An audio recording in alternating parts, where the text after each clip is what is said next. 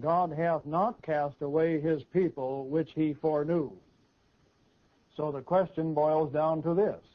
What did happen to the millions, yes, millions of Israelites who were driven out of Palestine 700 years before Christ? And where were they, if they existed at all, at the time Paul uttered his statement of confidence in God keeping his promises to Israel? Can we find out what happened to them so that their descendants can be identified in the world today? For a visual answer to that question, we are going to call on E. Raymond Capt, a Bible student and biblical archaeologist from California. Mr. Capt has traveled and studied extensively in Europe and the Mideast. He lectures on the Dead Sea Scrolls, on the pyramids of Egypt, and on other archaeological subjects. Mr. Capt is the author of books on the Great Pyramid, on astronomy and the Bible, on Stonehenge of England and Druidism, on Solomon's Temple, on ancient Israel, and he has written an excellent Bible study on the Abrahamic covenants. Now to Mr. Capt with our questions. This interesting little marblehead was found in the vicinity of Ephesus in Turkey. Is that an identifiable historical figure? Well, at the present time, we have not identified him, but we hope to do so.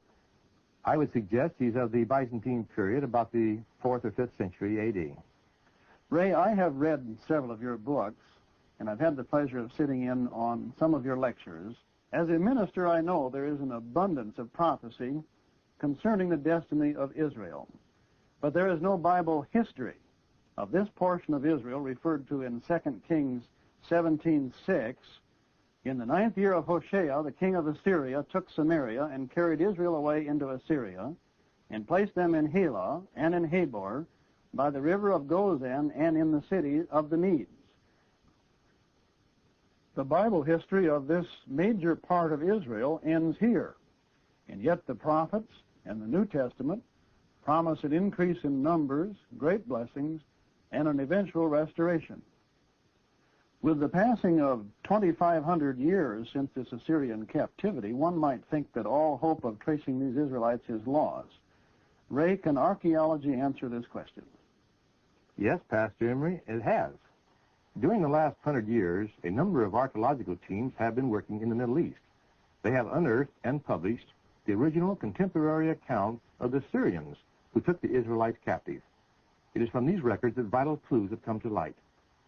In fact, these records are found in the form of cuneiform tablets, such as I show you here.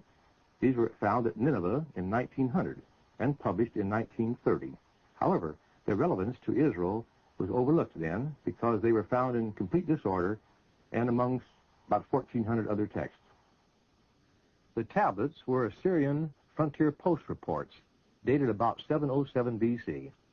They described the activities of a people called Gomera, who lived in the land of Gomer. The descriptions of Gomer described the area the Israelites had been placed just a few years earlier. One tablet stated that when the king of Urartu came into the land of Gomer, his army was routed as the Gomera counterattacked, entered the land of Urartu, and killed their commanders. Well, historians are now aware of the fact that the Gomera were the same people who, about 30 years later, during the reign of Esarhaddon, king of Assyria, were again called Gomera. We find in another and later Assyrian tablet that in the 2nd year of the reign of this same king, which would be about 679 B.C., the Gomera, under a leader named Tuespa, sought freedom by moving north. But the Assyrian army pursued and defeated them in the upper Euphrates district. Nevertheless, they reported a large number of the Israelites escaped to the shores of the Black Sea. The Greeks also recorded the same activity, including an invasion of Sardis, the capital of Lydia, in 645 B.C. In their records, they refer to the Gomera as Kimeroi, which we translate into English as Sumerian. About 600 B.C., the Lydians drove the Gomera, or Sumerians, out of Asia Minor, where they settled in the Carpathian regions west of the Black Sea. We find them called in the 2nd book of Esdras the people of Arsareth. We now also know what happened to the larger body of Gomera, or Israelites, that did not escape the Assyrians. They formed an alliance with Esarhaddon the king, when he came under attack of the Medes and the Persians. This treaty allowed the Israelites to establish colonies in Saxons in the north and Bactria in the east. With absolutely no help from the Israelites, Assyria fell in 612 B.C. Soon the Israelites themselves came under attack by the Medes. Now those that had settled in Saxons, they moved north through the Dario Pass into the steppe regions of South Russia. There they became known by the Greek name Scythians. The Israelites that had settled in Bactria were forced north and east, and in the records of the Persians they were called Massagetae and Saka. Archaeology has solved two of the greatest archaeological problems. First, what happened to the hundreds of thousands of Israelites who disappeared south of the Caucasus? And second, the origin of the Sumerians and the mysterious nomadic tribes known as Scythians, who suddenly appeared north of the Caucasus, both the same time in history. They were one and the same people. They were Israelites.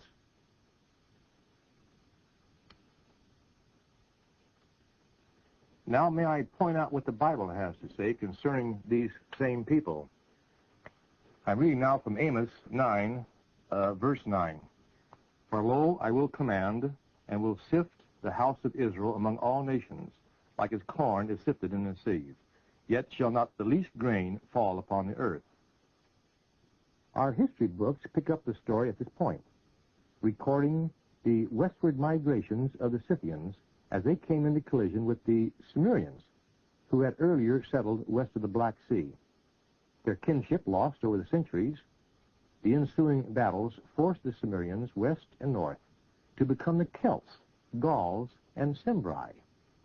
By the end of the 4th century B.C., the Scythians had established themselves as the great and prosperous kingdom of Scythia. Later, the Sarmatians, these were a mixed non-Israelite people of Iranian origin, they in turn drove the Scythians northwest to the shores of the Baltic Sea. At this time in history, we find the Romans introduced the name German in place of the name Scythian, in order not to confuse the Scythians with the Sarmatians now, who occupied Scythia. Germanus, being the Latin name for genuine, indicates the Germans were the genuine Scythians. During this time, the Celts were expanding in all directions from Central Europe. Some of the Celts moved into Spain and became known as Ibrius, the Gaelic name for Hebrews. Others poured into Britain to form the bedrock of the British race. Later, the Ibrius moved into Ireland as Scots, and later into northern Britain to establish the nation of Scotland. Your history books also record the Germanic tribes breaking up into many divisions: the Angles, Saxons, Jutes, Danes, and Vikings, to name just a few. Other Germanic tribes later poured into the lands vacated by the Celts and established the Gothic nations, the Vandals, Lombards, Franks, Burgundians, and others. The so-called lost tribes of Israel were really never lost. They only lost their identity as they migrated westward over the centuries from the land of their captivity.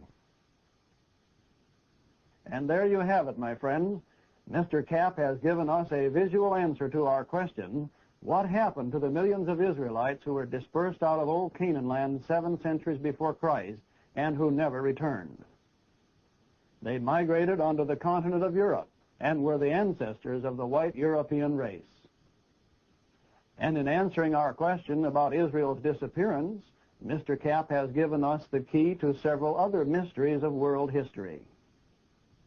Mr. Capt has revealed to us why it was these European people who became the great nations and who were blessed by God above all other nations, not only with fertile land and abundance from the seas, but with arts, science, literature, inventions, and discovery. God bestowed upon that one race almost every invention and discovery that has improved man's condition and lot upon the earth. Certainly God made these offspring of Abraham a blessing to all the families of the earth.